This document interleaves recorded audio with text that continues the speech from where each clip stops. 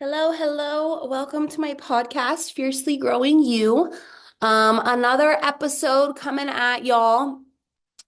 Pretty excited about what I'm going to be talking about. I alluded on my Instagram live session this week that I was going to try and talk more about this.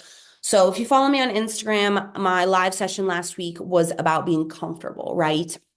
And I was like super distracted through it. Oh, and then if you get my newsletter, on Saturday, I sent my newsletter and I talked about that as well.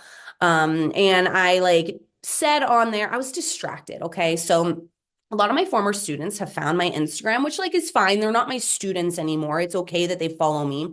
When I was actively teaching, no, that's a big no-no. But now like they're not, I don't see them anymore. It's fine. So they were like blowing up my comments when I'm trying to talk. And I'm like, oh my God, you guys are distracting me. And I was trying to just not respond to them because they were just like, you know how 10-year-olds are. I was talking about like food, right? My relationship with food. And they kept making like big back comments. And I'm like, y'all need to stop. But I was trying not to laugh. And then it was distracting me. And I'm like, so I don't want to like block them all on everything because I love them and I love that they want to stay in touch. But I'm like, oh, this was a crappy live session. It was on such a good topic, right? Like we love talking about things that help us grow. And I can't believe this is a topic I haven't talked about before, right? Like being comfortable, being safe. And I've got a lot I want to say. So I'm hoping I can get it out in a more organized capacity this time.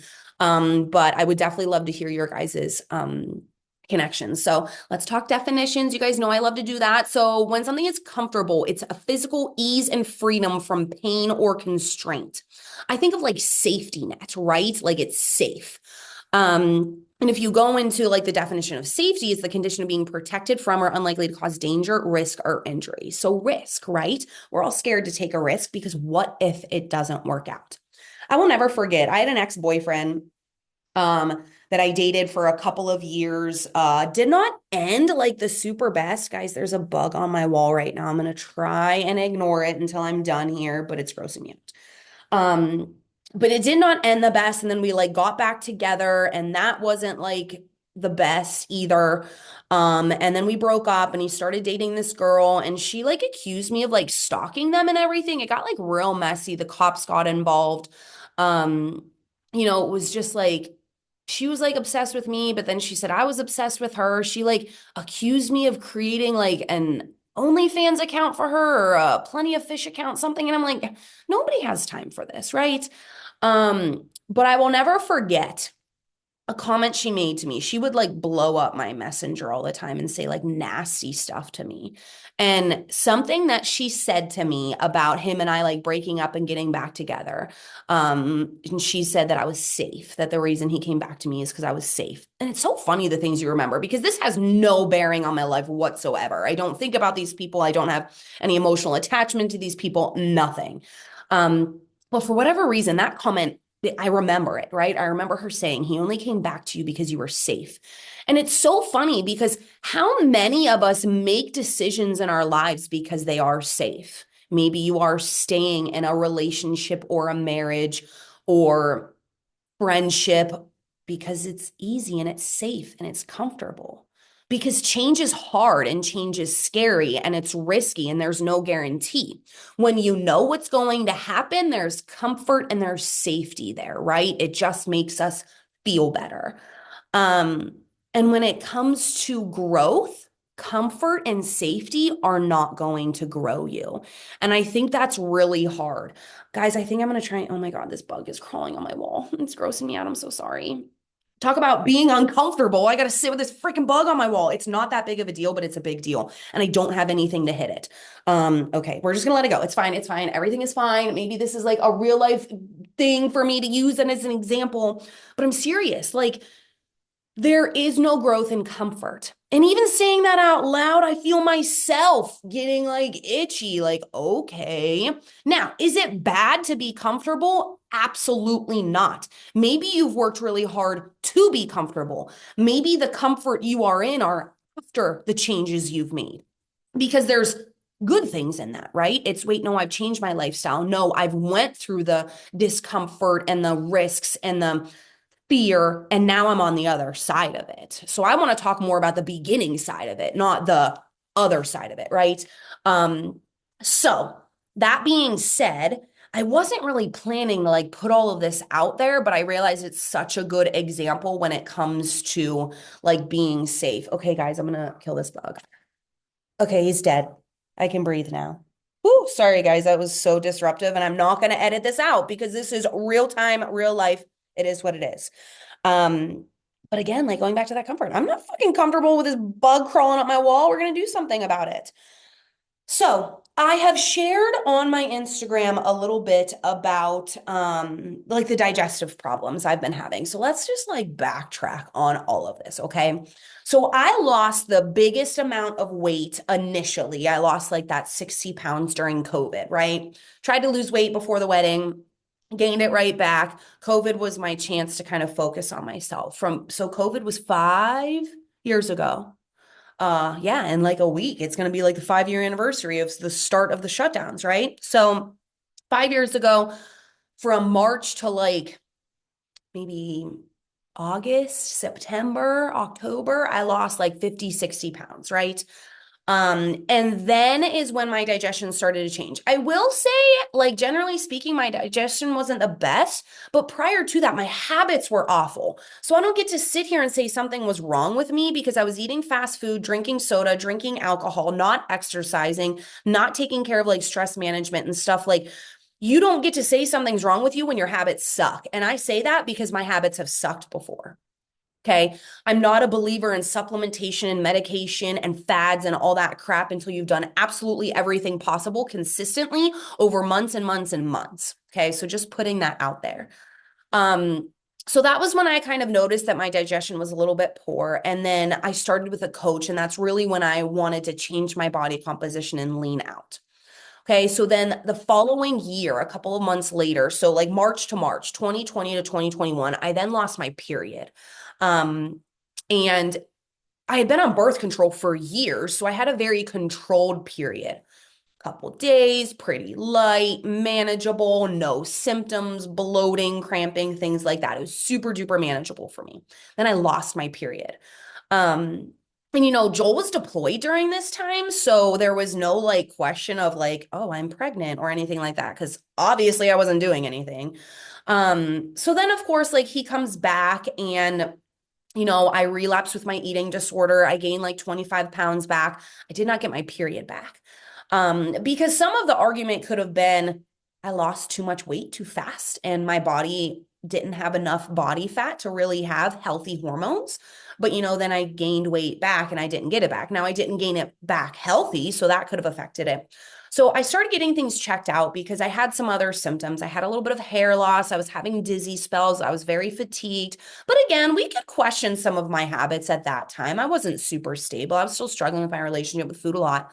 So we were still living in New Mexico. I went to a couple of doctors. Basically, they said nothing was wrong. We did like a hormone panel, a metabolic panel. All my blood work came back normal. I was very frustrated and I just let it go. I just said, okay, this is my normal. No period, no pooping. And at that time, I was relying on laxatives. If I went 5 or 6 days without going to the bathroom, I took a laxative because I was miserable. And there were some times I might go every other day, every couple of days, but for the most part, that's what I was relying on. So then, you fast forward a couple of years, we PCSed here to DC, healthier than ever, right? I went through a proper bulk phase. I went through a proper deficit phase. My relationship with food was thriving. My stress management was great, everything. Still no periods, still not pooping. So I decided, well, new doctors, different region, let's try it out. I went to so many doctors. Now, I never went to a GI doctor. Nobody would refer me to a GI doctor because I didn't have like any indication of like hemorrhoids, polyps. I wasn't bleeding. I didn't have severe bloating. I just had the normal bloating you have when you don't shit for 5 days. Um, so of course I started with like my primary care doctor, and then she referred me to Women's Health, and they did a series of blood work. I had some issues with my liver. There was no indication of like vitamin and mineral deficiencies. They ended up sending me to like oncology because there was like a scare there. They did a ton of like scans and stuff on like my uterus, my liver, my kidneys, all kinds of stuff. Everything came back normal. I did have some tumors in my liver, I think, but they were benign. So nothing indicating that there was a single thing wrong with me. So basically, all these doctors chalked it up to this is normal. And I'm like, there's nothing normal about a woman not having a period. And there's nothing normal about not going to the bathroom, especially when you're eating 25 to 30 grams of fiber. You're drinking your water. I'm eating whole foods. Like there's nothing normal about that, right? Now, something I forgot to mention was I decided to get off birth control. And they say it takes 3 to 6 months for your body to regulate just because, you got to get the hormones out of your system. So this was after being off birth control for 6, 7 months, and I still didn't get my period back. And my digestion wasn't better because, of course, hormones can affect digestion. So all of that to say, I was completely defeated. I was frustrated. And I gave up. I was just like, fuck it. Like, I'm not going to keep following up with doctors. They're not going to do anything, right? Well, fast forward again, go through a divorce, relapse with my eating disorder, gain weight.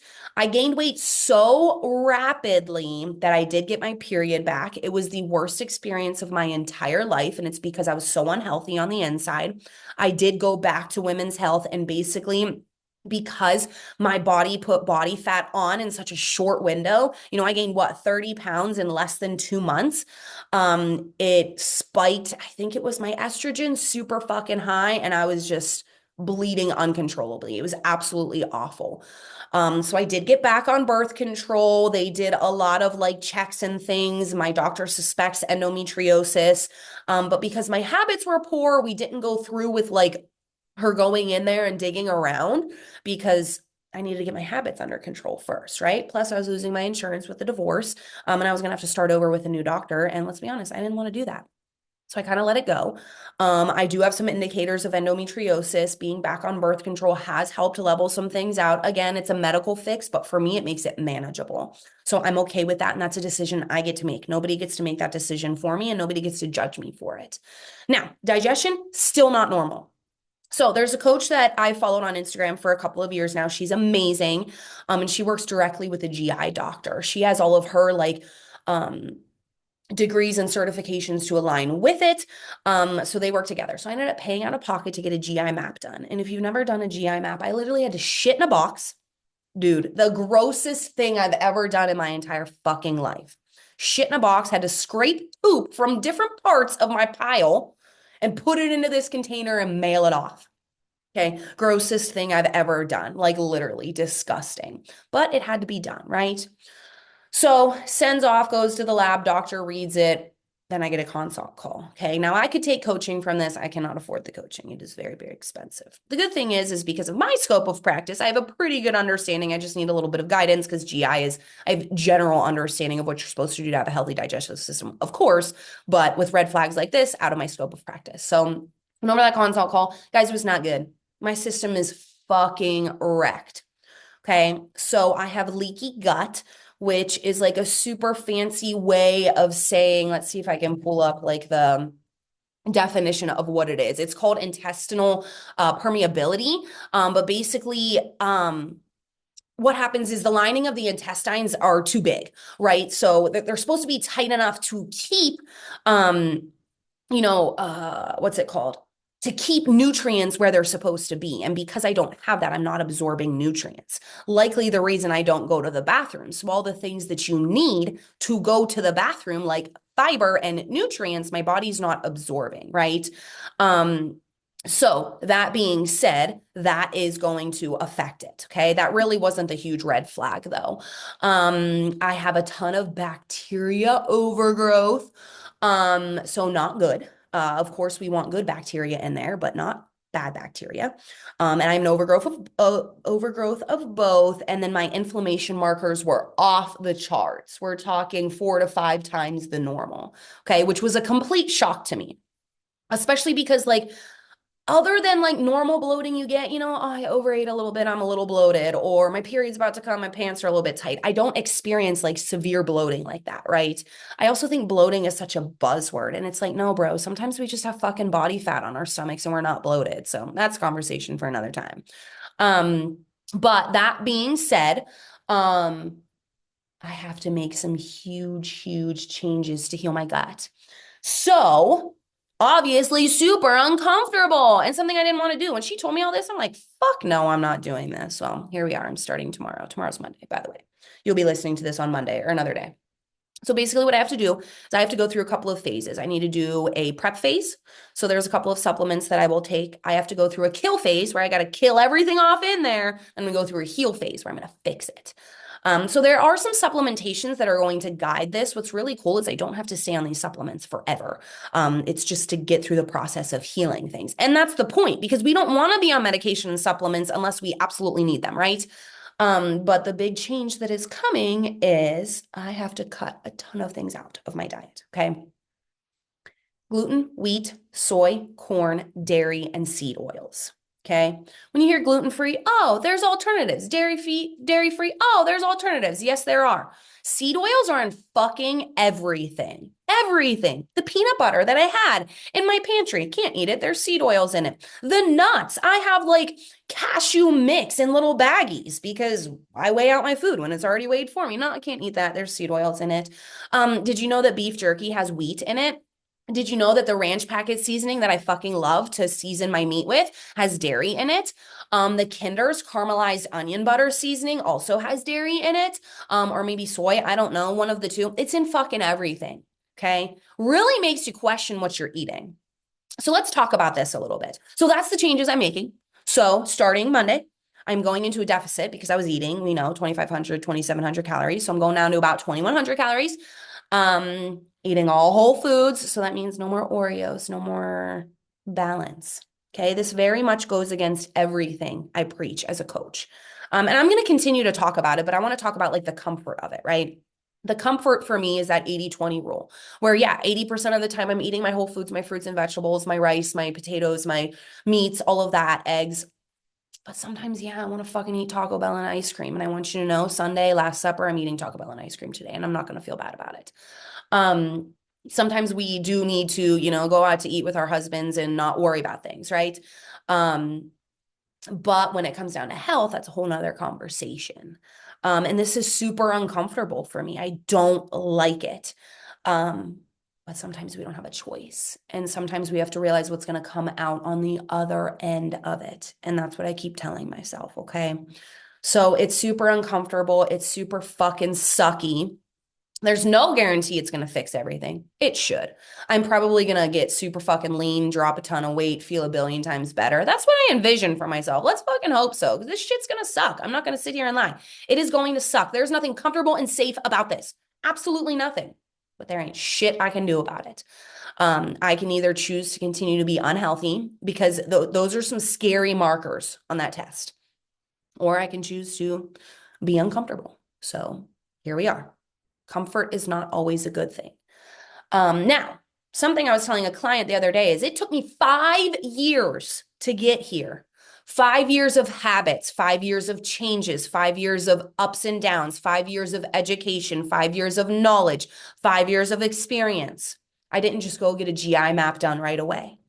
So I'm here to tell you the comfort of your habits can be hurting you. Might not be. Most of you listening are on a journey to improvement, so your habits could be hurting you. It's because they're comfortable, they're safe. Comfort and safe means easy. Life is stressful, life is expensive, life is exhausting. We don't have enough fucking hours in the day. Choices, right? It comes down to those choices. So yeah, this is like a big topic that I definitely want to keep talking about. And I really do want to get some feedback, like on what you guys think. I just remembered I saved a quote on my phone. Let me see if I can find it. But it was about being comfortable. Oh no, I wish I would have it right here. Oh yes, this is so good, guys. Listen to this. It says, look around you and look inside you. How many people do you think are settling? I will tell you, a hell of a lot of people. People are settling every day into okay relationships and okay jobs and an okay life. And do you know why? Because okay is comfortable. Okay pays the bills and gives a warm bed at night and allows one to go out with coworkers on a Friday evening to enjoy happy hour. But you know what okay is not? Okay isn't thrilling. It isn't passion. It isn't the reason you get up every day. It isn't life-changing or unforgettable. Okay is not the reason you go to bed late and wake up early. Okay is not the reason you risk absolutely everything you've got just for the smallest chance that something absolutely amazing could happen. And I think that's what I want to end on. I want you guys to think about that. Are you scared? Are you comfortable? Are you worried? I would say for me, when it comes to change, I like control. I want to know what the outcome is. And change means I don't know what the outcome is, and that scares the fuck out of me. Okay, same with this. I'm completely going against what I preach as a coach. I'm completely changing my lifestyle. Again, that's terrifying. It's uncomfortable. It feels yucky. I don't like it. But to know what could potentially be on the other side of it, isn't it worth it? So ask yourself that. Are you settling? I'm not sitting here saying quit your job, get divorced, and fly to another country. And I'm not sitting here saying okay is bad because okay just is. And sometimes it's okay for things to be okay, right? But sometimes we do want more and sometimes we should have more. So I want you to ask yourself about that, okay? All right, y'all, let's make it a good week. It's March. That means better weather is coming. Sunshine, daylight savings means more sunshine at night, which is nice for those of us getting off work late. Should be helping some mental health. So if y'all want to talk about anything, you know where to find me. Have a great week, and we'll talk soon.